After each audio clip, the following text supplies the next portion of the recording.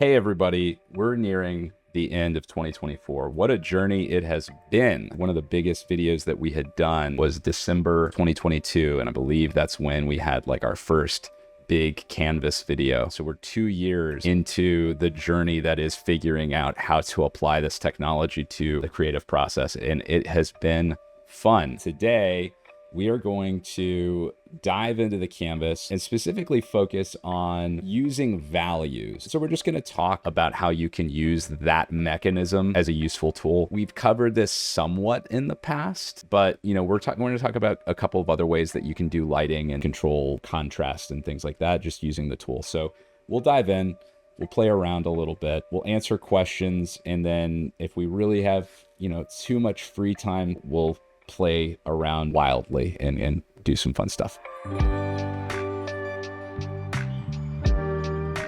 Let's start with just the basic concepts here of just like brights and darks. So the first thing that I'm going to do is we'll start on the canvas with just like a pure white blob. I'm going to do full everything. I got to have a raster layer first. Raster layer. I'm going to do a raster layer. I'm just going to crop that real quick to the bounding box. So we've got a nice clean layer. And that's just, white. What I'm going to do next is I'm going to draw kind of a blob in the middle. I'm going to do something that's a little bit more gray. I don't want it to be purely black, and I'll explain why momentarily. But I'm going to do some grays in the middle. And then just kind of roll with this. What I'm noticing here, what I want to do is kind of just make it like a little bit of a gradient slightly. We're going to do a pirate on a white background. Okay. And I'm going to do different denoising strengths just to kind of roll. We've talked about last week about where different denoising strengths start to inject new content versus stick to the existing. If we do low denoising strengths, even 0.5, what we're going to see is it's going to stick very, very closely to this kind of like blob that we have. It's not really going to give it enough juice to push it away. You can see what got transformed. It didn't really transform much. If we start getting up to like 0.75, we'll see more of that change. Gotta unhide this so that we can see it, but not enough. Still not enough. When we get up to 0.95, when you're using this to transform colors and you've got an existing composition, 0.95 is going to do a lot. It's going to move things quite a bit. But the beauty of having really stark contrast, very, very bright whites and very dark or at least significantly colored inputs, is that you're creating a little bit of a structural difference that has to be transformed. So if we do this at 0.95, what we're going to see is that we have a biased where stuff is, where there's like content, but we've not constrained it to the exact shape or structure. We're basically like pushing it more towards where things will be. And you can use this technique for a lot of different use cases. You can use this in a couple of interesting ways. The thing to recognize here is when we start this generation process, we're using kind of like noise, right? And it's that kind of like white, fuzzy, Gaussian noise that it looks like a broken TV, right? When you use image to image at a very, very high denoising strength, like 0.95, you're taking that noise and you're kind of nudging all of the pixels towards brighter or darker versions of that noise. That's kind of what happens at the really, really high denoising strength. And when you do that, you're biasing the output to have content or, contrast that matches that. Now, it's not obviously like constricted at that high denoising strength to just those areas, but this is like a useful technique for a number of use cases. You can put silhouettes on a white background. You can do icons using this technique. So if we discard our pirate here and we want to do like, a logo or something like that, we can do let's get rid of the prompt template here. We'll do a vector logo emoji style, a smiling monkey. Well, let's do that. So we'll do that here. And what we're doing is we're kind of saying we want that to be in the middle of the screen, right? Like we're biasing it towards that middle of the screen. And this just gives us a really nice clean output that we can go use and take out, right? So now that we've got this, we've got a really easy thing that we can use to select the object and kind of pop that out and have a transparent output that we can save out and use anywhere that we want to. So we'll apply that. We'll get rid of our, like, you can see kind of where the bias was, right? We biased it towards the center. We'll get rid of that, maybe clean it up a little bit, and then we've got our transparent monkey. And that's kind of like how you can imagine using this, right? So just getting rid of the white, going in and doing some of those details. You can pop this out to a transparent PNG and then take it wherever you need to go. So that's kind of like the, get back to our, where did I go here? There we go. We'll get back to our contrast here.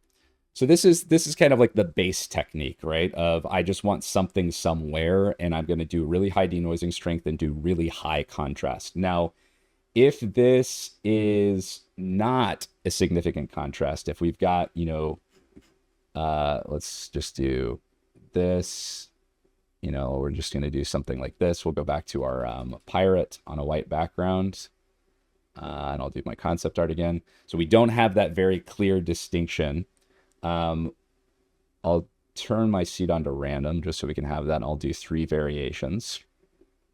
And I anticipate we're going to see pretty significant shifts in the composition and structure.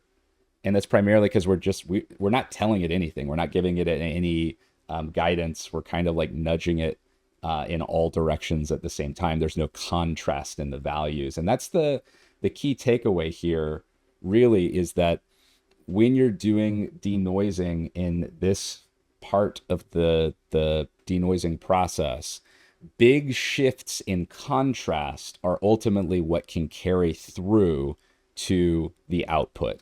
This is where bright brights and dark darks can guide the structure of what you are outputting, but where the color itself doesn't necessarily matter as much. So this is kind of like maybe exploring another area of this denoising strength relationship where we're really finding this kind of like structural piece. So if I were to create a white on the left, but content on the right, and we generate 3, we're going to be biasing the, now we get like a sketch on the left and content on the right, but we're biasing it towards having more of the subject matter on the right, or at least like more of the stuff there, although we can see that this pirate still kind of crept out. So we've got a pirate there, and then this pirate here. You can see how that shift really kind of pushes it over to the right-hand side. And so this is like it's an interesting tool. It's an important amount of understanding like what it does. Somebody asked, why do all my pirates look like Jack Sparrow? That's just, I think, maybe indicative of how Jack Sparrow was styled. Maybe Jack Sparrow looks like all of the other pirates. Did you ever think about that? Other question that came in, can playing around with the seed lead to biasing too? Absolutely. And maybe this is just like a good topic for people to understand, but this is where using a specific seed, maybe I'll just hide that. Using a specific seed, let's see if we get a pirate on a white background. We'll get 3 starting with a fixed seed. And then we're going to change this to a baseball player on a white background. So when you use a fixed seed in multiple iterations, it basically starts with that seed and then iterates up. So it does the next seed, the next seed, the next seed. When I do another 3, it'll go through those same 3 seeds, and we'll be able to see some patterns there. So we're going to do a baseball player on a white background. We'll see some patterns. It won't be exactly the same.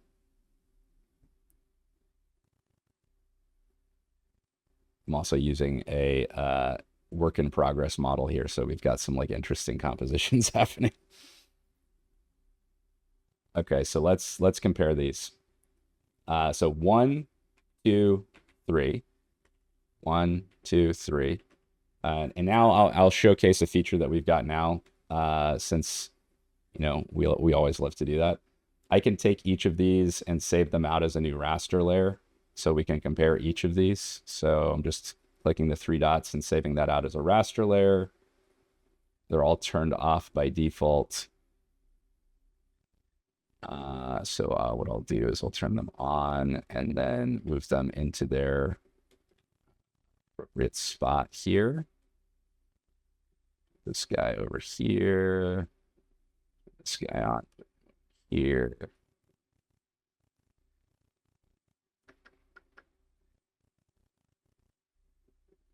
And we've got these 3. So you can see how just the seed itself has this kind of impact on the composition. We can see where the seed presented this kind of middle pirate area, like it's like in the middle top half. We see that same composition come out with this baseball player. We see somewhat similar composition in these 2 on the left, and then same on the right. So the seed itself, that's how it's influencing the generation. It's influencing that through these deeper relationships in brightness and contrast and kind of like the emergent patterns that come out of that. So this is definitely something that influences the generation, and that's how you're ultimately using that denoising process, using an initial image with very stark contrast to guide those outputs. So we'll take away all of these pirates and all of these baseball players, and we'll play around with something that's a little bit more of a practical application of this. So I've got a quick kind of values sketch of this insectoid overlord that has this kind of like dagger in his hands. There's a lot of like a lot of tiny detail here. One of the techniques that a lot of like concept artists do when they're going through the process is they do quick values to understand where the values are and how the overall composition is influenced by lights and darks. This is kind of a cool technique to use because you can actually take those values, the rough colors and the values sketch that you put together, and feed that in with the ability to kind of like transform the colors but respect the values. And so we'll talk through a little bit of that use case here. So we've got this raster layer. I'm going to copy it to a control, and we'll do kind of like the line art edge detection to get the kind of like lines out. We'll apply that. And then we are going to change our prompt. We've got an insectoid overlord holding a dagger, chitin, dark, what's the term I want to use? Radiating chitin. Yeah, we'll start with that. We'll see what we get. So I'm going to do this at different denoising strengths so we can see where the color starts to pop in, right? So if we do this at 1, or if we do 1 at 0.5, and then 1 at 0.75, 1 at 0.85, and then 1 at 0.95, what we're going to see is we're going to see a little bit of color, and then increasingly more and more and more color, whereas the values themselves will still kind of persist even into those higher ranges. And that's where you get some like really useful mechanics here when you're playing around with the higher denoising strengths. We're controlling the structure regardless of how much denoising we're doing using the control layer, But when we get up to these higher denoising strengths, we're also leveraging kind of the ability to inject new color in. So this was our 0.5. We got our was it 0.75, and then 0.85, and then 0.95. And you can see where you get more and more color in and how those values persist even in those colored versions. So this one's got color. This is our, I think, our 0.85. It's got color here on the sides. It's got color here in the character in the middle. But if we look at where the color was injected, it's only in those areas that weren't very, very, very stark white. It's where those initial image had some content, right? Everywhere else kind of still is pretty bright in the background. And this is where, you know, if you're really wanting to make sure that a certain shape is preserved or certain kind of like barrier line is maintained, having this type of stark contrast really helps in that denoising process, because even at 0.95, most of those values persist up into the generation. So we'll answer questions there as people have them.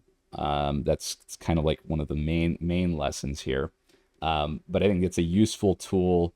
Obviously, the higher you get, the more that small variations in values are not maintained. So let's look at like areas where it didn't maintain the values.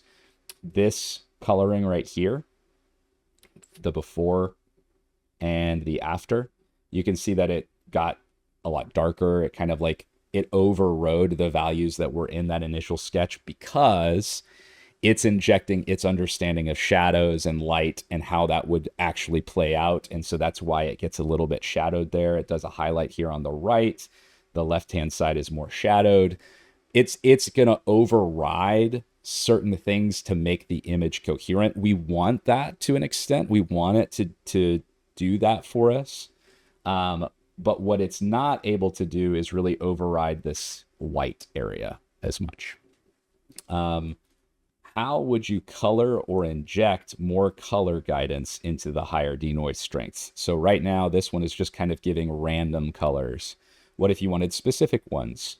Also, how would you quickly get a bunch of variations of color? Would you just accept the 95% denoise and then image to image a bunch of times? No, if you're not specifying colors, right now I've got a fixed seed, and so I'm not really getting much variation of colors there. I'll just pull this guy out as a raster layer so that we have that, and then I'll throw the rest away.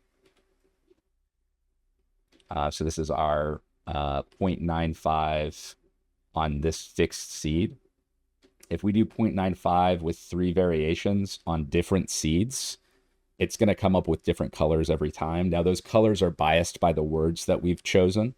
So in this case, I've got my Insectoid Overlord holding a dagger. This is going to bias the color.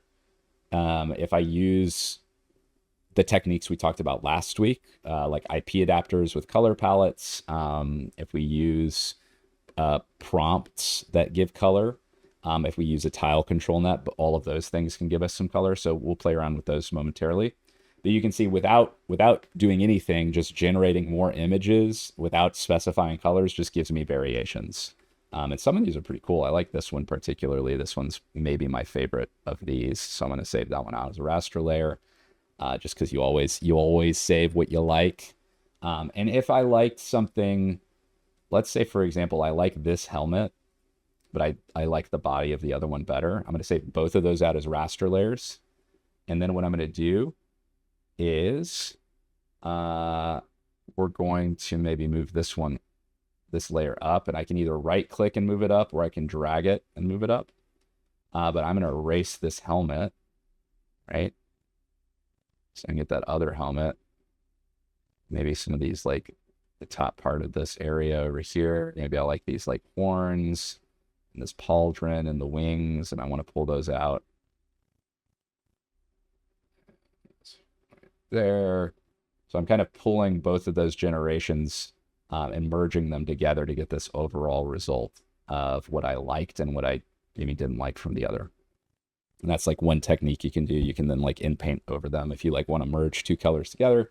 So that's like one thing. I'll take This, just move it out.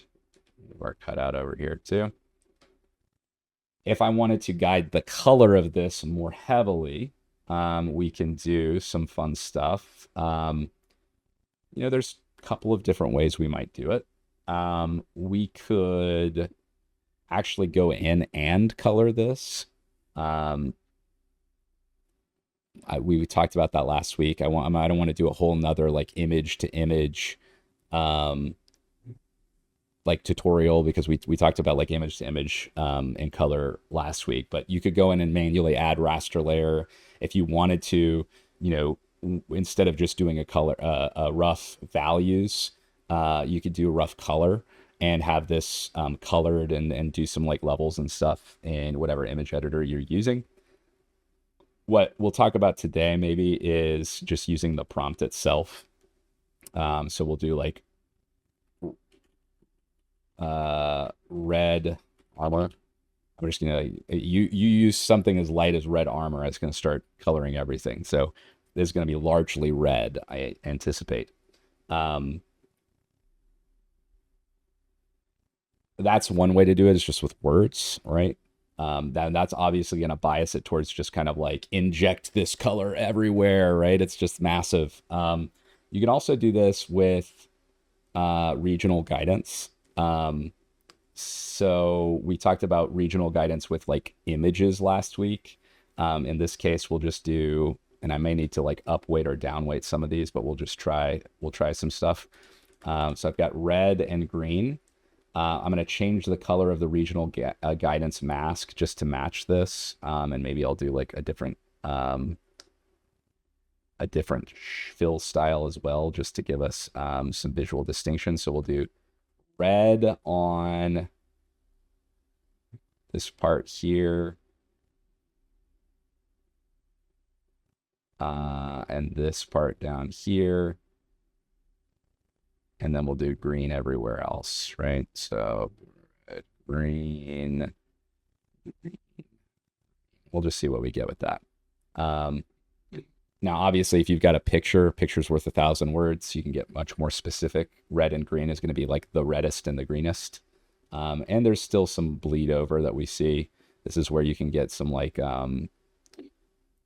yeah, we get some red and green, but we probably want to play around a little bit. Oh, red armor is still in our global prompt. We'll take that out just to see what happens when we do pure regional guidance. The red armor was like injecting it pretty hard over there. Wait, can you specify that your selection color is just for identification, not actually a color? Oh, yeah. So this coloring that I did here of green and red, this mask color does not influence the generation at all. This is purely for like visual aid. And so I'll just specify that here. Like, even though it's teal and blue, the prompt word red and green is what's going to actually be applied here. So this is really just a visual aid. And red didn't come out as strongly, so we'll upweight that one on this next generation. I think we saw the generation before, it was fine. But we'll upweight our reds and hopefully see that pop through. No, it's not. It's biasing. All right, let's try this. We're going to throw these away. I'm going to try adding auto negative onto these. This could be a bad idea. Could be a bad idea. I'm going to try it. Yep. It's getting more purple than red. It's mixing. I don't know why that. Why is that doing that? Why is that having a hard time? And I think if there's something off. Let's try this. Let's just do red and green armor in the global prompt, because that'll help give it something to anchor on. It might be struggling because it's not in the global prompt. That can sometimes happen. Yeah, it looks like that's what it was. It just needed something to guide, right? And we talked about that before with regional guidance. Regional guidance is not like always inject this thing here. It is more of like catching what's in the global prompt and organizing it and helping the model understand where it goes. And so that's kind of what we saw happen here. So we've got red there, green everywhere else. We're okay with that. Cool. Yeah, dark radiating was not enough. Yeah, okay, so we've got we've explained this regional guidance coloring method. This is like one way of doing it. I would say that the better way of using regional guidance is to actually use a color palette. We talked about that last time in the advanced color session. The color palette will kind of apply itself to those regions. So you want to give it a couple of colors that it can play around with. But ultimately, that's like a really solid way of getting color guidance. You can also do just like a global reference image with color. It's going to be open to interpretation on where you get certain things. But that's certainly all there as well. We talked about tile last week as well. So somebody asked about that, and we'll go ahead and do that just really quick. So I'll do like a green background. Yeah, we'll do green background and then like a red character here.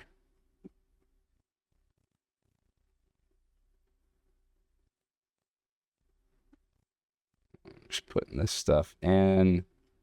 Pretty rough. This, we're not going to have it be perfect anyways. We're not doing perfect color. So we'll do tile. Well, maybe we'll do multi-guidance detection here. And we'll do 0.4. And we'll give that a shot and see what we get with that. Maybe I'll take out the red and green armor just to show that this is purely coming from the control layer. Somebody asked, will the color session be posted on YouTube? Yes, it will. It will be posted on Monday. We might need to turn up this multi-guidance here. Let me switch to tile specifically because multi-guidance can sometimes not really understand the switch to tile. 0.6 might be too high for tile. We'll see here momentarily.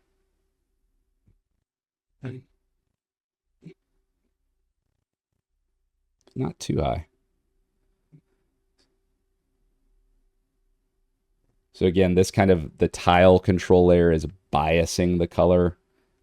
It's kind of competing again with the base. We saw this last time in the advanced color section is like it does really well if the base image is also that color. And so it can work really well in tandem. If you're using just tile to color, you're going to be kind of nudging the color the same way that you would nudge the color in more of like an image to image transition, which is basically like it's going to bias it towards certain colors. We got greens in the backgrounds and reddish hues in the front, but it's still kind of interpreting that based on the prompt. So maybe we'll do a fixed seed and see how the color changes as we play around with it. Did we accept this one? No, we'll accept this as a new raster layer. And then I'll pull that guy out. Let's go to this raster layer. We got to turn it on first. And then we're going to change this red to blue. And again, we're doing pretty rough stuff here. But we'll see what that looks like. We'll just generate. I know I said I was going to fix the seed just so that we could do pure A/B testing, but I think it'll be pretty obvious.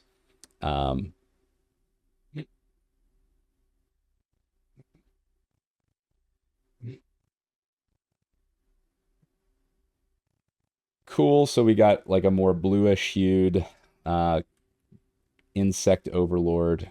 We'll take that out and we can kind of compare those two. So we've kind of biased that towards the blues and the greens rather than the reds and the oranges. And that's kind of how tile ends up working. A lot of times it is impactful, but it is going to be a biasing tool rather than a purely like control this color. It really relies on image to image to maintain color. And so typically when you're using tile, if you've got the same color as your base layer that you're transforming, that's when you are simultaneously biasing it using the denoising initial image as well as the tile. And that's where you get a lot of like kind of enforced or reinforced color bias. So we'll take that one off. And now we will maybe answered that question on how we might color things. We say that's good.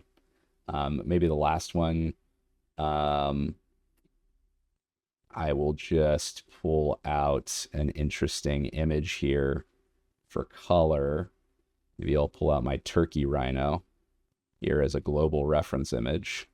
So I've got this turkey rhino that I made. It did not win the community challenge. I think the vote was rigged. I've lodged a formal complaint to the judges, but this was my turkey rhino.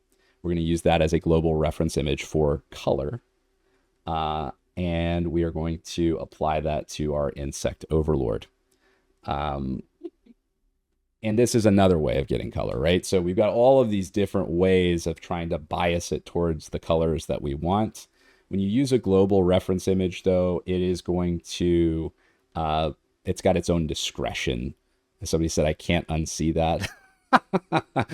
I know, it's beautiful, wasn't it? It's great. So this is like a cool way of getting color. I really like this technique. It obviously pulled out a lot of like different colors there and different elements of this as well. Like it pulled out this like deserty vibe, right? So it's pulling a lot out of that style image, which is a really cool technique as well. So that one's cool. We'll accept that one and pop him out. We've got a nice collection of insect overlords that we're creating here with different variations and styles and themes. Some really cool ones. Did I miss any questions? Yeah, so someone said it uses a lot of location in that as well as just the colors used. It's very powerful. It is. If we wanted to use this same one as a regional reference, just to show that again, we're really like going in and using all of these. We're going to do style, and we're going to do our regional guidance style, and we'll just put him here. So this is regionally guiding this in this one area. We'll see that it has similar effect on the colors of the main character, but maybe less pronounced of an effect on the background.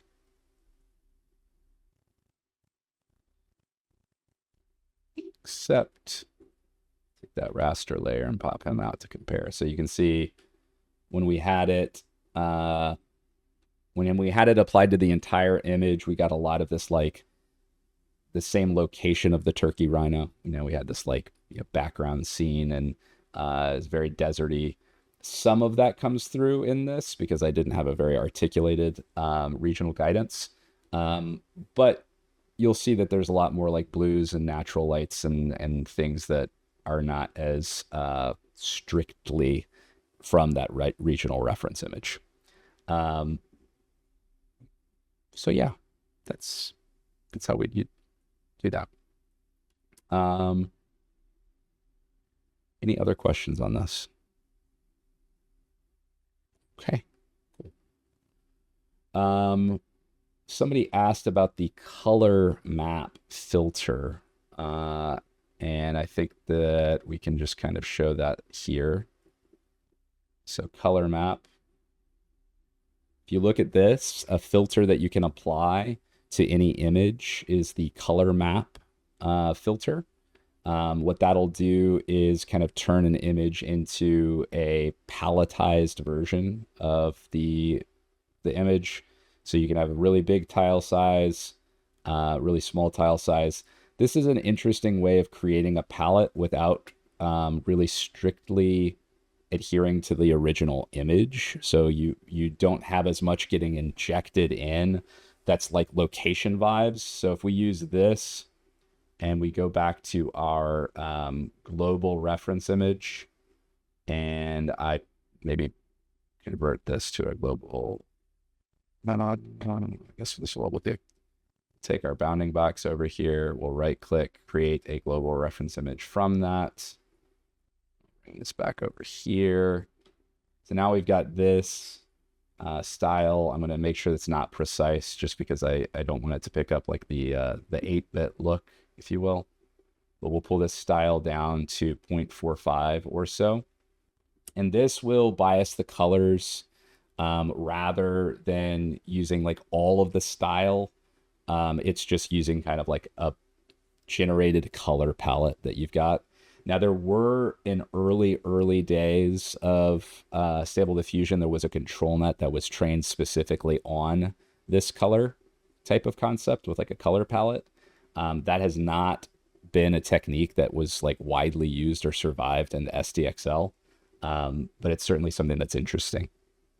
And so this, obviously, if you compare this generation to the ones that we've got down here, you can see that rather than using the pure colors here of the like turkey rhino world, because of that color palette having a lot of these like blues, it more generously applied those colors more broadly. So it's like we're losing a little bit of the specificity of the reference image. It's not as much desert, but you can see where we pulled out a lot of the like the essence and let it generalize where it wanted to apply those. So that, again, a lot of different ways to get to color palette, a reference image, a tool that you can use to guide the color. Can the initial rough gray blobs help place multiple characters? For example, a ranger being attacked by 2 small wasp-like creatures. Let's use that as a challenge. Why don't we? Why don't we? So maybe I'll save this here first, and then we'll create a clean out our canvas.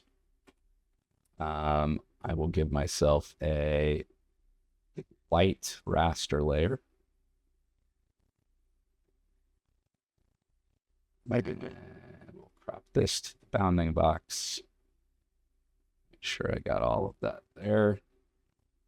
And then we're going to do a blob over here.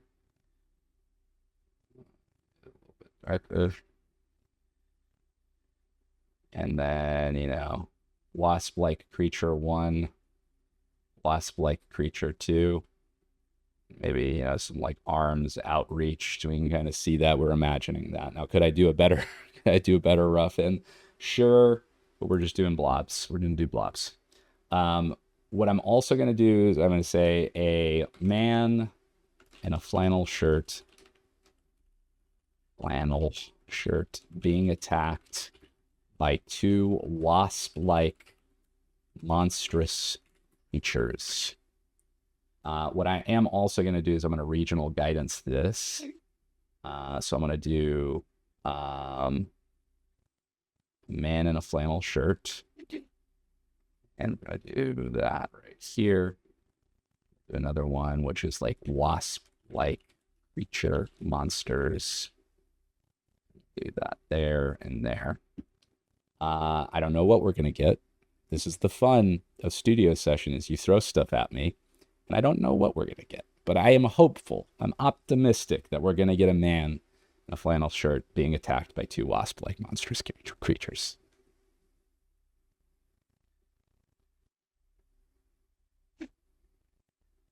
Probably debatable how monstrous those are. And, you know, we've got some like work to do, but he's a man in a flannel shirt being attacked by 2 wasp-like creatures, right? Let's see if we change the style. Let's see how much this survives a style shift. Let's do a photo. People have been commenting they don't like my concept art prompt template, and that's fine. You can do this for whatever you want. We'll do photography. We'll try this out in photography mode instead. Now I got to load up a different model, but we'll get something like a man in a flannel shirt being attacked.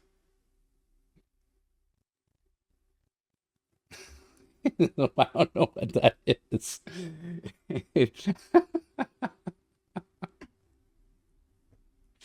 The wasps are coming out of his mouth. It's like a horror movie. You can see that there's been some stuff here. Someone said nightmare fuel. Someone said, how would I get more scene-like background? Would I just add a bunch of random gray blobs? Yeah, I mean, I think this is where, let's discard this and forget what we saw there. I'm going to do a lighter gray as a background, right? A lighter gray, and maybe it's like, I'm biasing the colors here, and maybe it's kind of like a darker on the bottom, and so there's like a little bit more of a scene. We'll do the same prompt because we're masochists. The structure is a little bit different though, right? Because if we look at this, we don't have as much of a stark contrast, and so this might be where we want to play around with this a little bit. It's still biasing it. Somebody said, making me remember my childhood when Macaulay Culkin dies from wasp stings in My Girl. Oh, what a sad movie. Was it wasps or was it bees? I know it's like one of those. I can't remember which one it was. I thought it was bees. Because the contrast is not as like stark. This is such a funny thing. I'm going to make it a little bit darker here, and I'm going to make it a little bit darker here. And maybe we'll do it a little bit brighter, just a little bit brighter around these so that the contrast is there. Again, the contrast is really what matters. That's what's going to guide us the most, is how strongly different these are. We could also pull down the denoising strength a little bit to respect it even more. I do love that it's like adding like wasps coming out of his mouth. It's great. Yeah,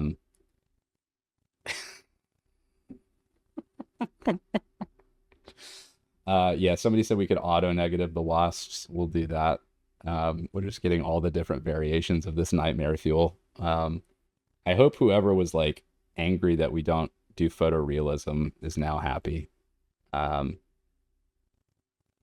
That's pretty good. You got our guy getting attacked by wasp-like creatures. Still a little bit more than 2, but it's good. You can always edit those folks out, right?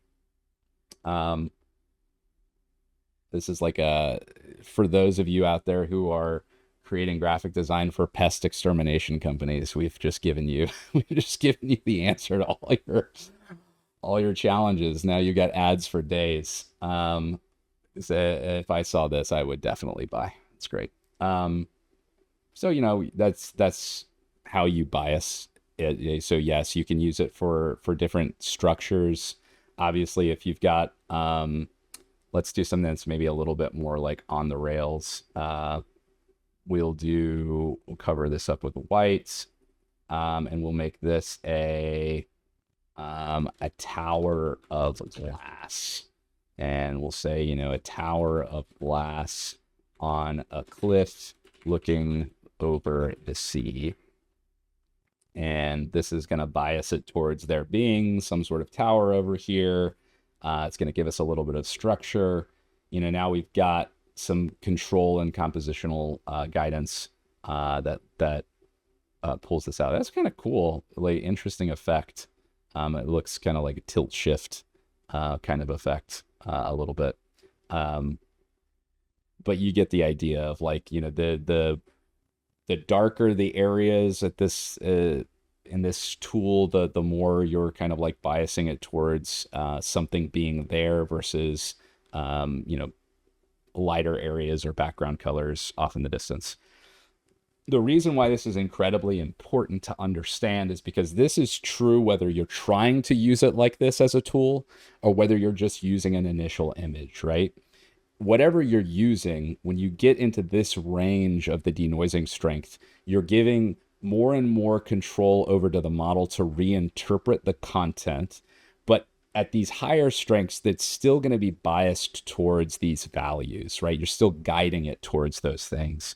And if we were to take this image, for example, and reimagine at 0.5 and 0.75 more, and then 0.95, what we will see is the thing that's maintained the most across all of these is these values, even though at higher strengths, we're getting further and further away from the initial structure, right? The values are maintained. This is where the cliff is. This is where it's going off into the distance. But the structure can change pretty dramatically, or the details can change because you're giving a lot of that freedom over. Now, this is just kind of a cool thing. I like this. I don't know what it is, but I'm going to save it anyways to my gallery because, like somebody said, the way that you get gigabytes and gigabytes of images is just by saving everything that you like. So we're going to save that, and that'll give us that piece. And we got 10 minutes left, and I really went on a tangent with all of the insectoid overlord stuff, so I didn't get to one thing that I want to show, which is a cool technique. But don't worry, we're still here.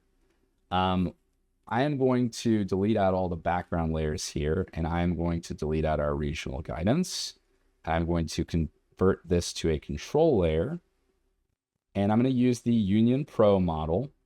But the filter type that I'm going to use is going to be a normal map. Now, what normal maps do is they kind of look at the image and find like lighting is maybe the way that I'd look at it is kind of like it's looking at it and trying to figure out how light is reflecting off of things inside of this. And so now we've got the normals of this image that we just created. And maybe I want to say a tower of cube-like rocks on a cliff overlooking the sea. And we're going to use this normal in the multi-guidance detection.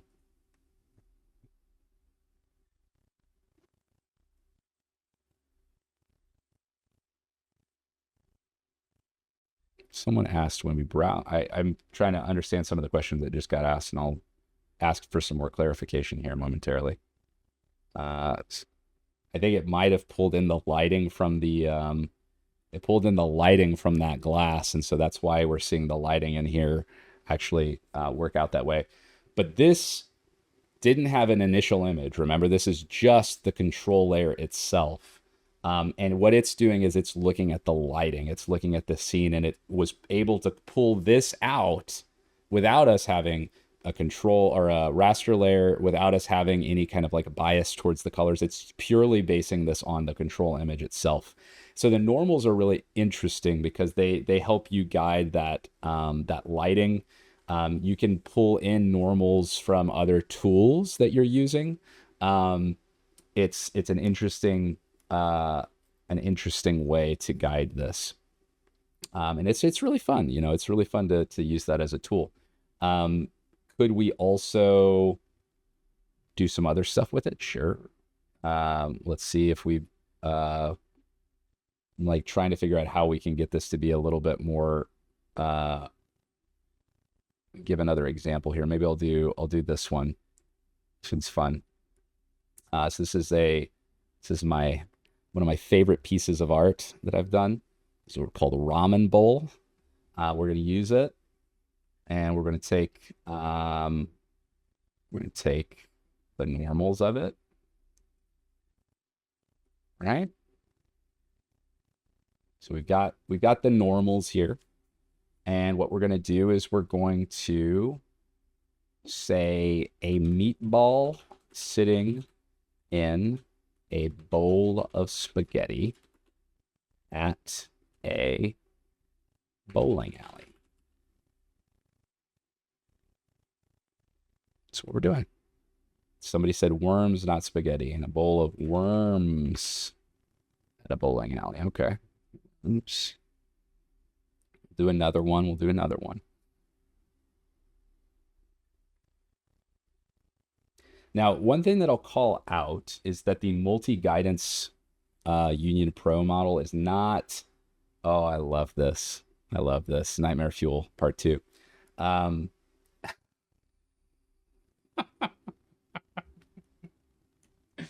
Got a face. It got a face. The multi-guidance detection model is not it's not single purpose, right? It's multi-purpose. And so I would imagine that a normals only ControlNet would work much better. If you're using this for a specific workflow, you might consider that. But it is just a useful way to demonstrate.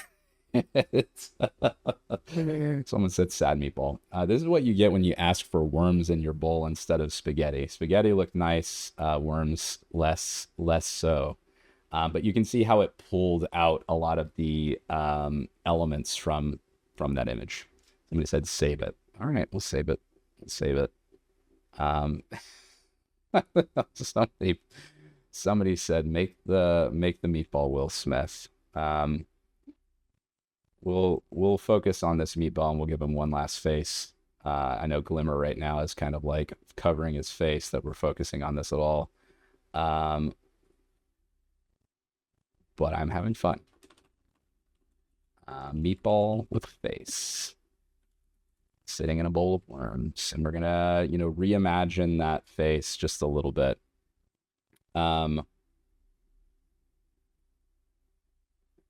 Yeah, somebody asked, does setting a filter on the multi-guidance only affect the input image and not the functionality? That's better face. Yeah, so the way to think about the multi-guidance or the Union Pro model, this is a little bit of like, technical in the weeds, but the way it was trained to understand which type of control you're trying to get without you telling it explicitly. Now, I say that it was trained with like very specific parameters of this is what mode we're doing, but what we have found in practice is that the model can kind of just figure out what you're looking to get from it. And so that's where the filter that you provide is ultimately going to be what gives it the information that you're hypothetically thinking of using. If we take this and flatten it down, let's say, and convert this into a Canny. So now we've got a Canny version of this, and we convert this to a control layer. And we've got this normals on. I'm going to merge this down, right? And what's really interesting is that you can do this kind of like multi-filter merge and still get it to work. So we'll do this. It's got Canny edge detection and it's also got normals, and we've merged those together, and we're passing both of those merged as the input. And you'll see that like we're still able to generate this image, although it's not at a bowling alley now, so we lose that like bowling alley piece. But you get the idea. I am so sorry, Glimmer, that we're generating this. So sorry. Okay. You get the idea. You can play around with this. I'm gonna take that out. Take that out. We'll go back to this one, and we'll just do this. We'll do this with the same idea, and show that. That we'll go to multi guidance. Do the normals. Or we'll do the Canny. First, let me duplicate this. We'll filter one with Canny. We'll filter the other with normal. You can do this with depth. You can do this with anything. You can combine multiple controls together. We're going to merge that down, and we're going to say ice cubes sitting on a cliff side in Ireland. And multi-guidance detection is our model. And despite us having kind of like merged those two filter images together, it's able to kind of piece out what it's looking at, right? It's using both of those things, the lines as well as the underlying like normals to guide that generation. And so we get this, which is pretty cool. Obviously some of the like ice cubes look a little weird. I think that's because the original image had some weird lines in it, but you get the idea. Like you can kind of merge different control layers together. And the Union Pro model, which is just, it's a really cool emergent capability of this model, is able to kind of use both of them together in generating this output. So that's kind of a cool technique. And we will probably use that as the thumbnail, not the meatball with a face. I know that we've got a lot of jokers here in the chat, but you know, we got to keep things on the rails a little bit, and we don't want to scare people off. Hopefully that was helpful. I'm going to try to make sure that I get through all the questions. Did I get through all the questions? I think everyone's just talking about the meatball with a face. That's great. When browsing multiple results, is there a way to see the prompt or parameters we used for each one and eventually recall them? Not at this time, but that is a common feature request. We're looking into it. The complication there is really just how we're tracking and managing metadata throughout the graph. And so we've got to do a little bit of like neck bearding and like thinking to figure out how to make it work so that it doesn't fall apart and break all the time. But we are looking at that. We understand there's a need there. What's a fast way to clean unwanted generations? We got a minute left. Can you elaborate what you mean by unwanted generations? Do you mean like within the staging area or just like in all of Invoke, like your Invoke project? In my disk. One way that you can go do that is you can right click the board and delete boards, and that'll delete all of the images in the boards.